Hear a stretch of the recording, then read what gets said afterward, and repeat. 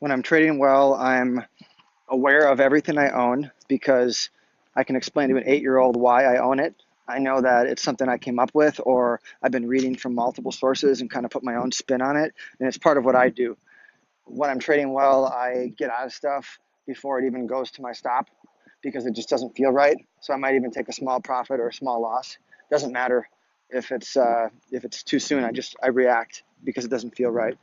When I'm trading well and something goes up close to my target, but it's acting weird, I just get out of the entire position instead of risking the whole thing back to make a little bit more. Another thing I notice when I'm trading well is if anything comes 50% back at any time, I just get out of the position and preserve whatever I have. I'm not listening to other people when I'm trading well. I'm taking in their opinions and noting them and drawing conclusions, but I'm never doing anything that's not something I want to do on my own. And it goes back to the simplicity principle of being able to explain it to anybody very easily. And if you can't do that, you probably shouldn't be doing what you're doing. When I'm struggling, I'm doing the opposite of that. Some of the things I said, you can just think the opposite.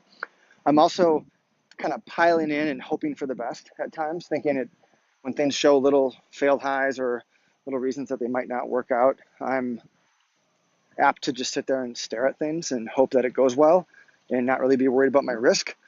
Risk is not in the forefront of my mind. Instead, the things in my mind are making money and being right and stuff like that.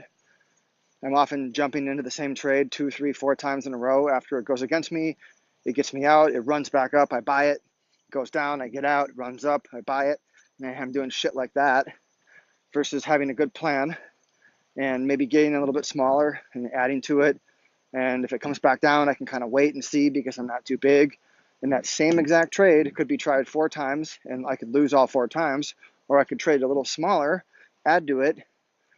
And when it comes back down, I haven't gotten in too big at a bad spot. I'm able to sit through the whole mess and make money on the trade, maybe even add to the trade if it goes up. So there's a big difference in how you manage them. When I'm trading well, I also usually have some kind of a catalyst for what I'm doing. Or I have something like, I have this idea, I really like everything that's setting up. And now that it's coming up towards the highs, I notice that there's a whole bunch of things that tell me it should be going down, but it's not going down. And that's the time I like to add more to my trade and press it through the top because I feel like it's just blowing off all the bad news. That's a great signal that I know I'm on the right path. When I'm not trading well often comes right after I am trading well, which means that I'm jacked up from the volatility. I talked about this the other day, and I'm trading way bigger because I had a big score recently, and I basically don't have a plan, and I'm working off of somebody else's opinions.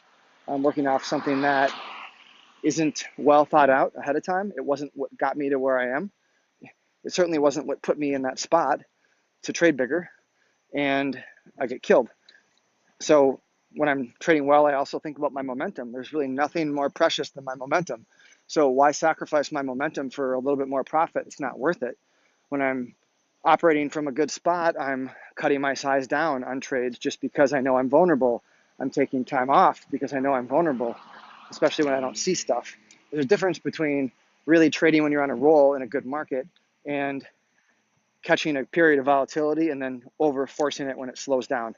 So you have to distinguish the difference between those two things. I'm not saying you should pull back when you're doing well, but there's an art form there.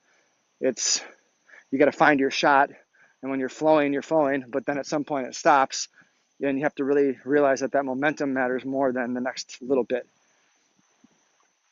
So that came to my mind now because I had a good streak going, and now the last 2 weeks have not gone as well for me, even though there's been a lot of opportunity that I could have done very well and maybe would have done very well in the past had I been in the right mindset.